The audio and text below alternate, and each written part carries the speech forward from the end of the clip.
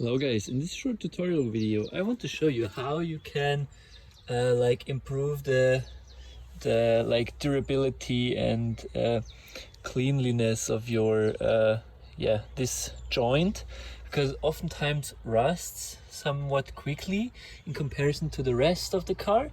So what I've got here is like an old boot from the shocks, like a dust boot. And what I'm gonna do is first gonna clean it up, get all the loose rust off. Then I'm gonna paint it with some rust proof paint, or like some rust neutralizing paint. And once that's done, I'm gonna grease it to keep it from further rusting. And then I'm gonna cut this one open, put it over here, and get it over there as like a thing to prevent a lot of water and salt from getting in from the streets in the winter here in Germany. And then I'm going to put some zip ties on the bottom here, and I'm going to obviously take the bump stop out, and put this over here to make it a bit more daily friendly.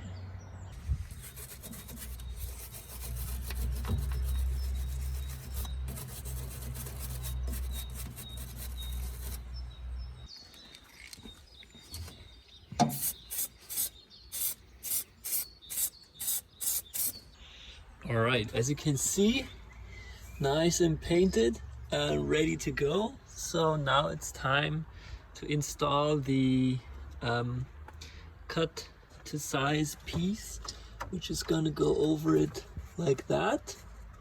And then it's just about putting a zip tie on there, maybe putting one on loosely on the bottom, and greasing everything up, and it should be good for many more miles to go. All right, there you have it. The joint is greased up, and I've attached the the rubber boot with these two zip ties. This one is a bit loose here on the bottom because the bottom's a lot smaller, and this one is a bit short. Maybe if you want to improve this design a bit more, it would be better to design and get the real like boot for that. But I feel like for a DIY job with just some leftover tools and parts, I think it's good to go.